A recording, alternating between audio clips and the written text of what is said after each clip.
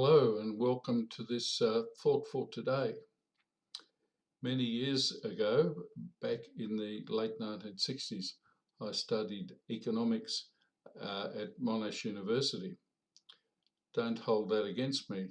I really wanted, in my romantic snobbishness, to study arts, but that's not where I got into that, and I didn't get into that. And rather than go back and do second year matriculation, I thought that economics was a better option. But I wanted to draw on some of those reflections from that course today. It's just my picture of how things were then and have become what they are now. And especially those more up to date in the field of economics, don't be too hard on my broad brush approach.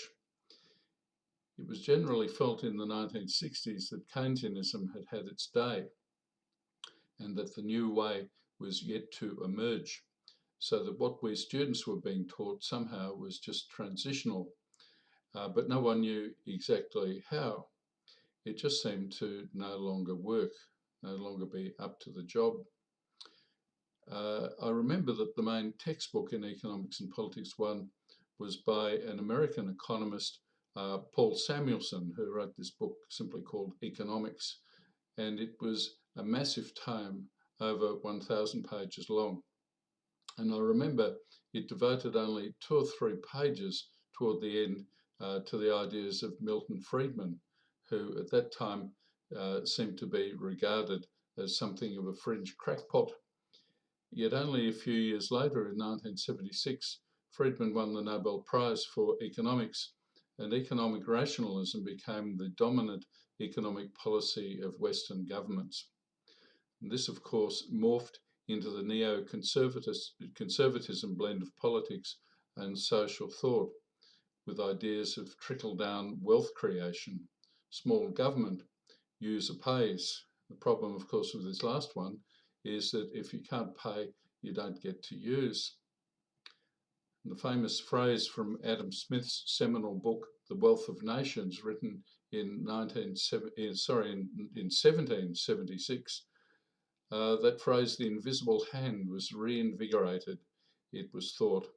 But this was thought, the invisible hand was the principle by which it was thought that competition between buyers led to the perfect and most equitable use of scarce resources, which was the central economic problem. And this was a lovely idea, even noble, one might say, and fitted hand in hand with the belief that life was about the pursuit of happiness and freedom, forgetting with the passage of time, or should that be moving forward, that this idea in itself, the pursuit of happiness, was originally about the pursuit of society's happiness. It was the idea of a commonwealth. It was not an individual pursuit, a la that of the fabulously grotesque Gordon Gekko. And I had to look him up to see if he was a real person. So sort of in my mind, it seemed to become a real person, perhaps. He was actually a character in the 1987 film Wall Street, who uttered the immortal words, "Greed is good." Interestingly, one of George W. Bush's first response to 9/11 was to tell the American people to go out and shop. The period of neocon dominance since Friedman has led to many of our current problems, threatening the world's, or at least the human future in the world. Environmental destruction, climate change, vast wealth inequalities, to name just 3. And hey presto, we have Donald Trump and the rise of populism around the world. And in all of this now is added the havoc, suffering, and uncertainty of COVID-19. 2 other tools from those far-off economics days come to mind, macro and micro, those words. The macro being about the whole picture, and micro, the study of the small individual parts that make up the whole. And there is an interesting parallel here in terms of our world and our individual lives, in how we see all this and flowing on how we are to deal with it.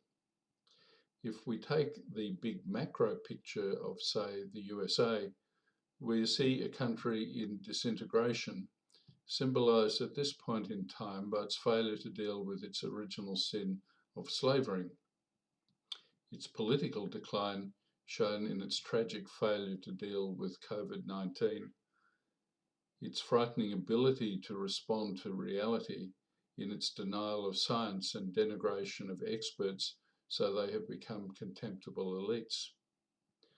So there is a collapse at the macro level, in this case of the USA, yet so symbolic of Western democratic ideals and world values. This macro collapse strangely parallels the micro assault on the lives of all people in the world, the little parts that make up the whole. For we are all threatened with disintegration of life as we know it, how we behave, what we believe in, what we understand as the pursuit of happiness, what the future holds, even very life itself. The chaos of the macro reflected in the micro.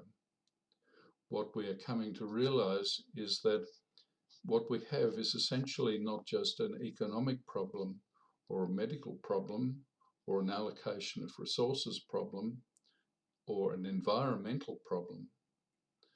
Rather, as climate change is still regarded as a moral problem or challenge or question, so that our whole state of life, the being of the world, is now a moral or a spiritual question. The spiritual question lies at the heart of all of this. Perhaps this has always been the case. How lives are to change, need to change, and how difficult this is. Jesus certainly seemed to think so. So did Paul, who wrote at Romans 8:22, "We know that the whole creation has been groaning in labour pains until now, and not only the creation, but we ourselves, who have the first fruits of the Spirit, groan inwardly while we wait." Writers and poets have wrestled with the question of moral challenge and change throughout time. How difficult it is. Byron, in his massive poem, The Prisoner of Kelowna, wrote, "My very chains and I grew friends, so much a long communion tends to make us what we are. Even I regained my freedom with a sigh." Freedom beckons, but we are constrained. We have feet of clay. Our many crises, both macro and micro, offer us the possibility of change. Yet we are locked into so many things we think. Our old ways offer us, or have in the past offered us, security. But do they deny possibilities of creative change and growth? And at what cost do we seek to maintain them or regain them? In all of this, I think we are called to have hope. For as Paul tells us, in hope we were saved, and that we know that all things work together for good for those who love God. We are not in this by ourselves. And in John's Gospel we read, "I am the way and the truth and the life." This way, in this time of incredible moral challenge, calls us to respond in Jesus' way of self-sacrificial love. There is no other way, and its fulfillment lies way beyond us and our efforts, in the providence of the God whose name is love. So may this God bless us today and in all the time to come. Amen.